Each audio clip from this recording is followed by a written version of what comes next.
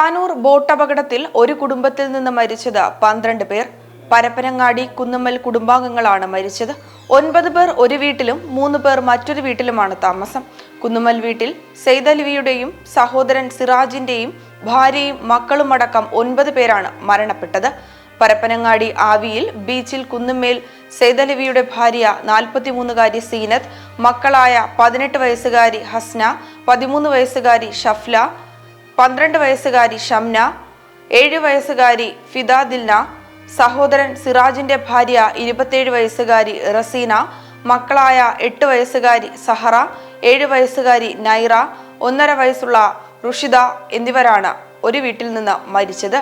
സെയ്തലവിയുടെ ബന്ധുക്കളായ 45 വയസ്സുകാരി ജൽസിയ, 12 വയസ്സുകാരൻ ജറീർ, 8 വയസ്സുകാരി ജിന്ന എന്നിവരാണ് ഒരു വീട്ടിൽ നിന്ന് മരിച്ച മറ്റു 3 പേർ. കുടുംബത്തിലെ 15 പേർ ഒരുമിച്ചാണ് വിനോദയാത്രയ്ക്ക് പോയത്. ഇവരിൽ 3 പേർ പരിക്കേറ്റ് ചികിത്സയിലാണ്. കുഞ്ഞുങ്ങൾ ഒന്നിച്ച് കളിച്ചു വളർന്ന വീട്ടിലേക്ക് 9 പേരുടെയും മൃതദേഹങ്ങൾ പോസ്റ്റ്മോർട്ടത്തിന് ശേഷം കൊണ്ടുവന്നപ്പോൾ ദുഃഖം അണപൊട്ടിയൊഴുകി. മരണവാർത്തയറിഞ്ഞ് കണ്ണീർ വാർക്കുകയാണ് കുടുംബാംഗങ്ങളും ബന്ധുക്കളും നാട്ടുകാരും.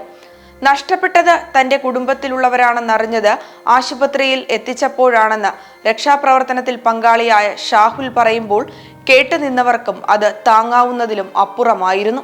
ഓട്ടോ ഡ്രൈവറായിരുന്ന ഷാഹുൽ അപകടത്തിൽപ്പെട്ടവരെ ആശുപത്രിയിൽ എത്തിക്കാനാണ് എത്തിയത്. അപ്പോഴാണ് തന്റെ പെങ്ങളും കുഞ്ഞുങ്ങളും അപകടത്തിൽപ്പെട്ടവരിലുണ്ടെന്ന കാര്യം അറിയുന്നത്.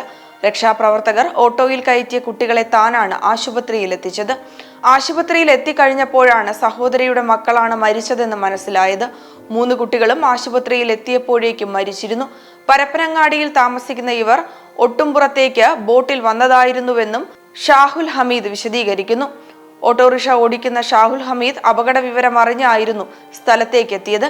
മരിച്ച കുട്ടികളുടെ കൂടെയുള്ള സഹപാഠികളുടെ സങ്കടം പറഞ്ഞറിയിക്കാവുന്നതിലും അപ്പുറമായിരുന്നു.